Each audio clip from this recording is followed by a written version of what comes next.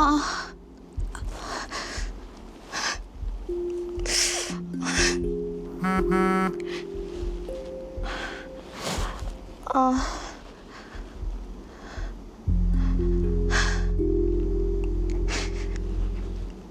이혼 서류에 도장 찍어줄 테니까 만나자고.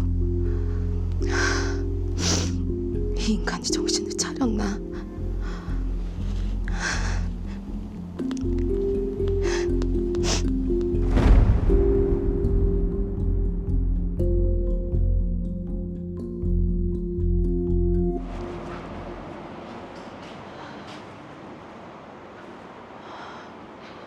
여긴가 보네. 뭐 별일 없겠지? 이혼 도장 찍어준다니까 마지막으로 한 번만 딱 믿어보자.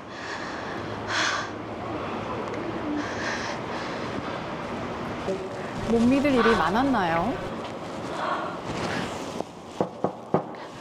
나왔어요.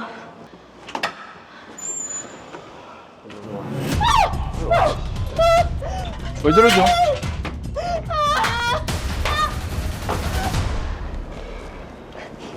또 도망가면 안 되니까 머리를 아주 싹 잘라버리지. 네? 어머머머, 어유. 무슨 일입니까 이게? 그래. 이제 고분고분 말 잘 듣네. 네가 내랑 이혼한다는 것 자체가 처음부터 말이 안 되는 거지. 내가 당신을 얼마나 사랑하는데 알지? 그래, 이 반항적인 눈빛 좋아. 그래야 내 때릴 맛이 나지. 이야, 사람이 아닌데요? 보기만 봐도 무섭습니다 지금. 가스 배관? 그래. 아, 저거 타고 내려가자.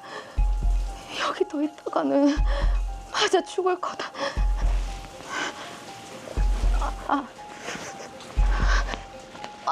그러게 뭐라도 지금 탈출을 하셔야 될 것 같아요. 우리 세진이 오빠 곧 나간다.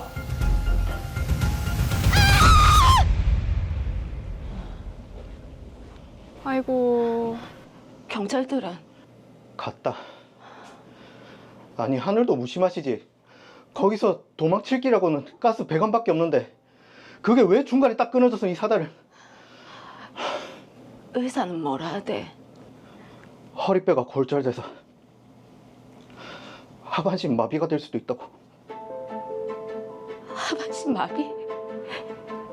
그 미친놈한테 벗어난 게 그게 뭐가 큰 잘못이라고. 내가 이런 고통을 겪어야 되는데. 누나. 아유.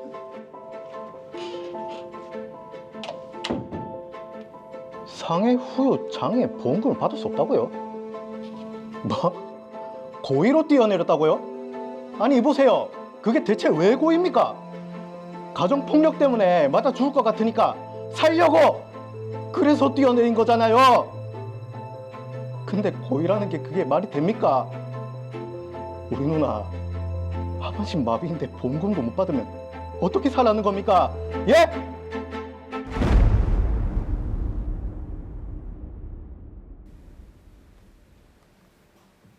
네, 세진 씨가 살기 위해서 정말 이 고통을 끊어내고자 탈출을 시도했는데 아우 하필이면 또 이런 일이 벌어졌네요. 야, 정말 이게 할 말이 없네요, 정말. 사건 정리부터 먼저 해보도록 하겠습니다. 더 로이어 사건 번호 제629호입니다.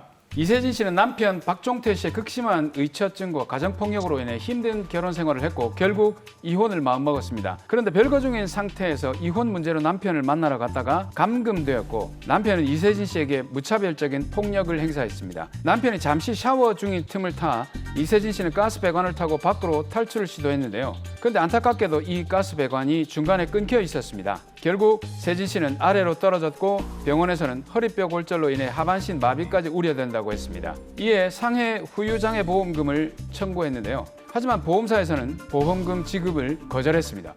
네, 이세진 씨가 가정폭력을 견디다 못해서 탈출을 했는데 지금 그 과정에서 다친 상황입니다. 자, 그런데 보험사에서는 지금 보험금을 주지 못한다고 하는 상황이거든요. 한세영 변호사님. 네, 맞습니다. 지금 이세진 씨 측에서 청구한 보험은 상해 후유장애 보험인데요. 상해 후유장애 보험은 피보험자가 급격하고 우연한 외래 사고로 신체에 영구적인 장애를 입었을 때 그 장애 정도에 따라서 약정된 보험금을 지급하는 보험 상품입니다. 네. 질병이 아닌 상해, 즉 사고로 인한 후유장애를 보장한다는 점이 핵심입니다. 일상생활에서 발생할 수 있는 다양한 사고는 물론 교통사고, 산업재해 등으로 인한 신체 기능에 영구적인 손상이 남았을 때 경제적인 도움을 받을 수 있습니다. 자, 그럼 이세진 씨는 지금 질병이 아니라 사고로 인해서 장애를 입었으니까 보험금이 지급이 돼야 될 것 같은데 왜 보험사는 보험금 지급을 거부하는 거죠? 네, 그 이유를 알기 위해서는 상해가 무엇인지를 정확히 알아야 합니다. 보험 약관에 정의되어 있는데 약관에 따르면 상해는 급격하고도 우연한 외래의 사고로 이것으로 인해서 우리 몸에 상처를 입는 것을 말합니다. 근데 지금 이제 급격하고도 우연한 외래의 사고 네. 이렇게 딱 해놓으면 뭔가 이게 막연하기만 하고 떠오르는 행위의 결과가 이게 안 떠올라요, 정확하게. 이게 좀 의미를 좀 짚어봐야 될 것 같아요. 네, 상해에 해당하려면 세 가지 요소를 만족해야 합니다. 첫째는 급격성입니다. 이것은 사고의 발생을 피할 수 없을 정도로 갑작스럽게 일어나는 것을 의미합니다. 천천히 진행되는 질병과는 구별되는 지점이죠. 네. 둘째는 우연성입니다. 사고의 원인이나 결과가 미리 예측할 수 없는 우연한 상황에서 발생하는 것을 의미합니다. 이 요건으로 인해서 피보험자의 의도된 행위는 보상에서 제외될 수 있습니다. 셋째는 외래성입니다. 이는 사고의 원인이 신체 외부에서 비롯된 것을 의미합니다. 질병과 같이 신체 내부의 원인으로 발생하는 것과는 다릅니다. 자, 그러니까 갑자기 또 우연히 질병이 아닌 사고로 다쳐야 이게 상해다. 근데 구체적으로 어떤 경우가 그렇습니까? 네, 제가 예를 들어보면 길을 걷다가 넘어져서 다리가 부러지거나 운전 중 교통사고로 허리를 다친 경우, 요리를 하다가 칼에 손을 베인 경우, 뜨거운 물에 화상을 입은 경우 이런 사고들이 바로 상해에 해당합니다. 네.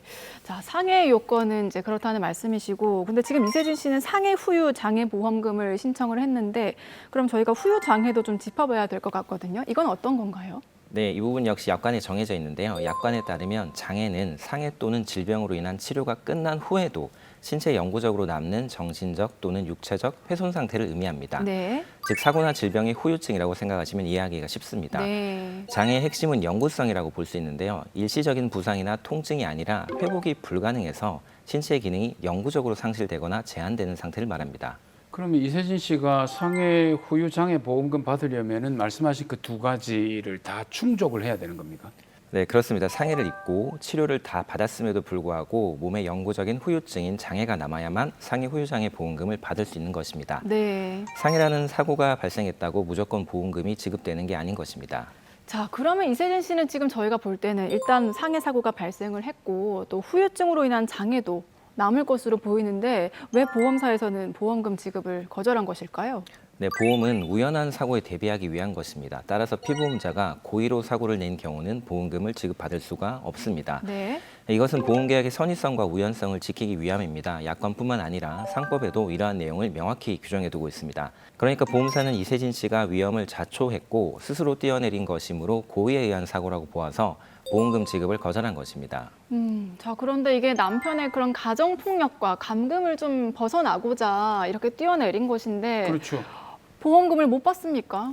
네, 제가 볼 때는 보험금을 받을 수 있을 것으로 보입니다. 보험사의 주장대로 설령 스스로 어떤 행동을 했다고 하더라도 행위자의 입장에서 그 행동으로 인해서 예견 가능하거나 통상적으로 기대할 수 없는 결과가 발생했다면 행위자가 그러한 결과까지 예상하고 받아들일 의사로 행동한 것으로 볼 수 없기 때문에 이 경우는 급격하고 우연한 외래 사고, 즉 상해라고 주장할 수 있기 때문입니다.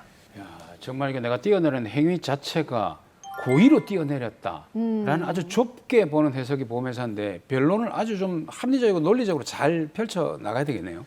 네, 이세진 씨는 남편으로 인해서 감금된 이후에 심각한 수준의 폭행을 당한 상태였습니다. 네. 사건을 제가 좀 더 확인해 보니 남편은 이세진 씨가 도망가지 못하게 화장실 문을 열어두고 샤워를 했다고 합니다. 아이고야.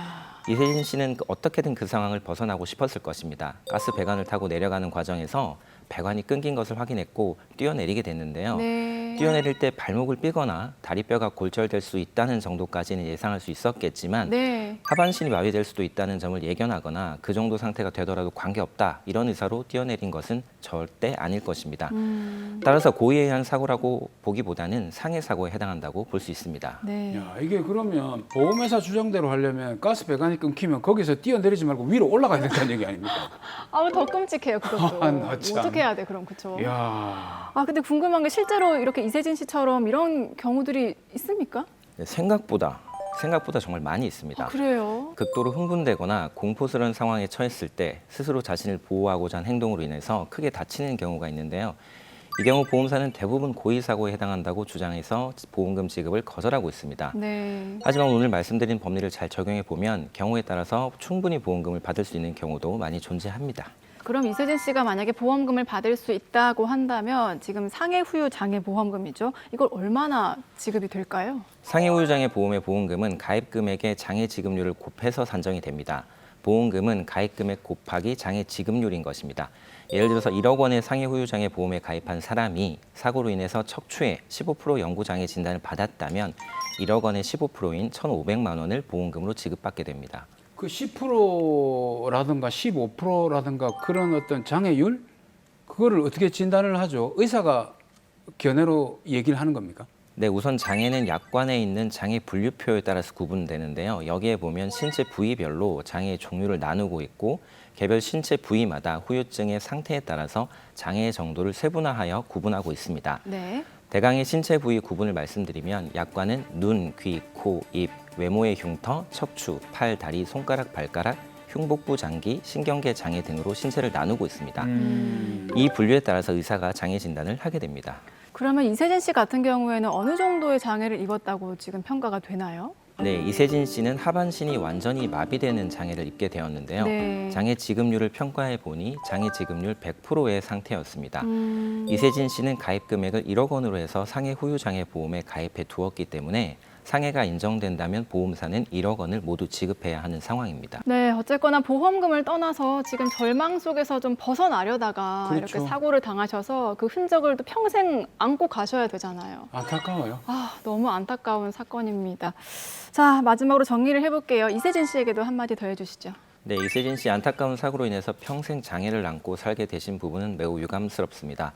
그러나 적어도 보험금 청구에 있어서는 고의 사고에 해당하지 않는 것으로 보이니까 보험사의 이런 부분을 잘 주장하셔서 꼭 보험금을 지급받으시기 바랍니다.